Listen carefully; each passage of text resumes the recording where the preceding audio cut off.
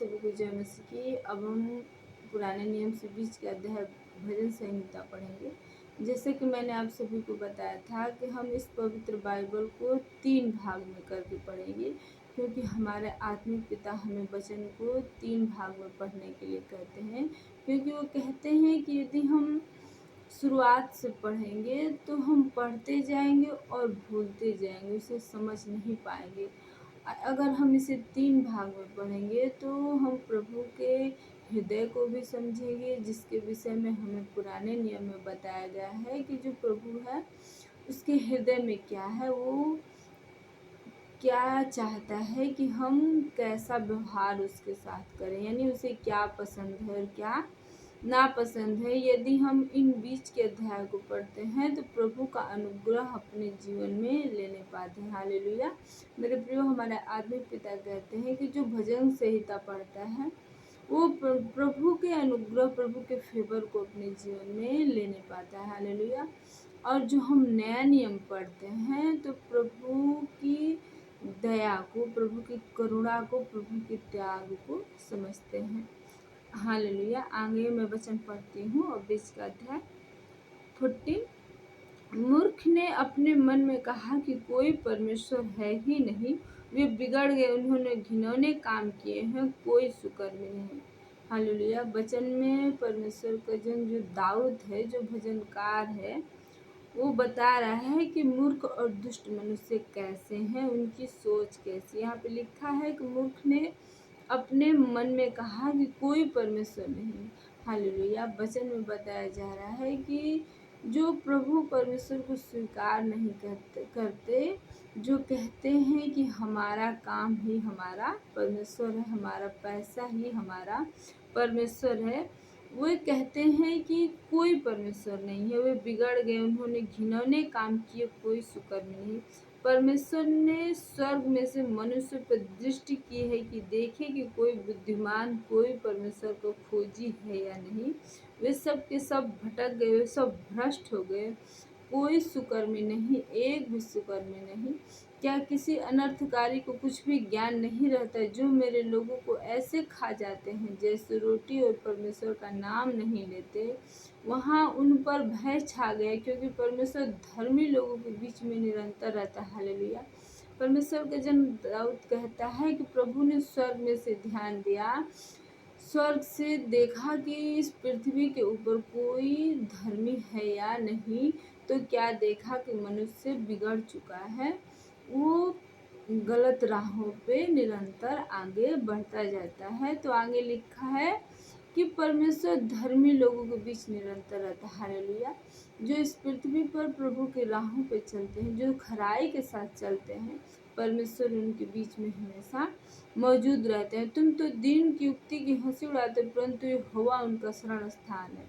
भजनकार कहता है कि हे दुष्टो, तुम जो दीन लोगों की, जो दुखियों की तुम हंसी उड़ाते हो, उनका यहोवा परमेश्वर शरण स्थान है, ऊंचा गढ़ है, उनका रखवाला है।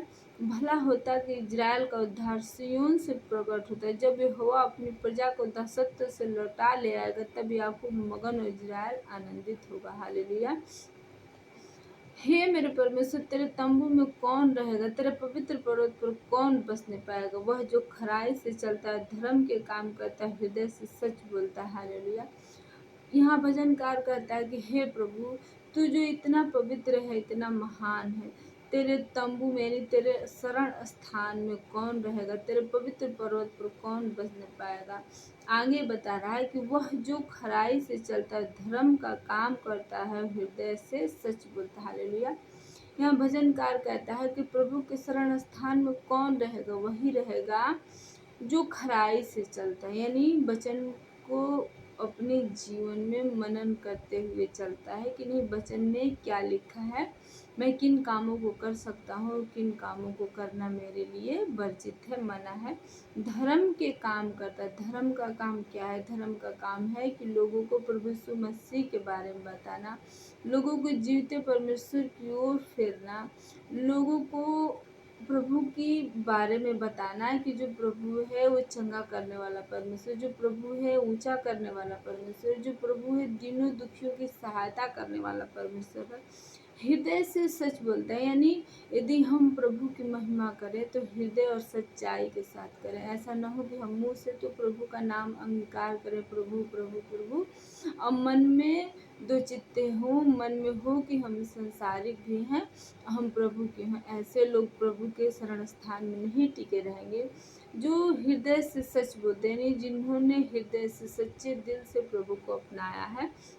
आगे लिखा है, जो अपनी जीभ से निंदा नहीं करता, ना अपने मित्र की बुराई करता, ना अपने पड़ोसी की निंदा सुनता। हालेलुया।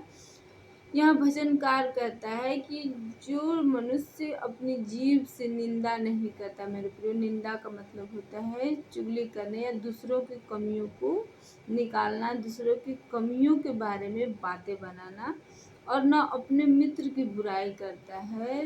भजनकार आगे कहता है कि जो प्रभु के शरण स्थान में टिका रहेगा ना, उसके अंदर एक खूबी होगी कि न तो वो किसी की निंदा करेगा, किसी की चुगली करेगा, ना ही किसी की बुराई करेगा, और न अपने पड़ोसी की निंदा सुनता। हालेलुया।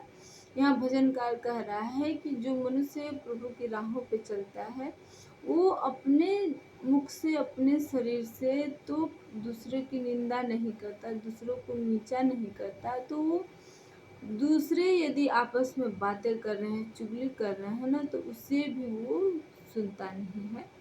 वह जिसकी दृष्टि में निकम्मा मनुष्य तुच्छ है, जो यहोवा के डरियों का आदर करता है, जो शपथ खाकर बदलता नहीं, चाहे हानि उठानी पड़े, जो अपना रुपया ब्याज पर नहीं देता और निर्दोष की हानि करने के लिए घूस नहीं लेता। हालेलुया। आगे भजनकार कहता है कि वह मनुष्य जिसके नजरों में निकम्मा मनुष्य तुच्छ है। निकम्मा कौन है? जो पाप करता है, जो व्यभिचार करता है, जो नशे करता है, जो गलत काम करता है, जिसे ये मालूम है कि जो मैं अपने जीवन से कर रहा हूँ गलत कर रहा हूँ, लेकिन वो उस राह को, उस मार्ग को छोड़ता नहीं। तो भजनकार कहता है कि जो प्रभु की राहों पे चलता है ना, ऐसे मनुष्य को तुच्छ जानता है, यानी उसके लिए उनके जीवन में कोई अहमियत नहीं होती। और जो यहोवा के डरियों का आदर करता है। हालेलुया। यहाँ बताया जा रहा है, भजनकार कहता है कि जो प्रभु परमेश्वर की राहों पे चलते हैं उनका वो आदर करता है, यानी उनका वो पीछा करता है, संगति करता है। जो शपथ खाकर बदलता नहीं, चाहे हानि उठानी पड़े। और जो मनुष्य अपने मुंह से अंगीकार करता है, जिन राहों पे चलने के लिए उठाता है, उससे वो मुड़ता नहीं, अपने कदम को पीछे नहीं हटाता, चाहे उसे हानि उठानी पड़े। मेरे प्रियो, हानि हमें क्या उठानी है?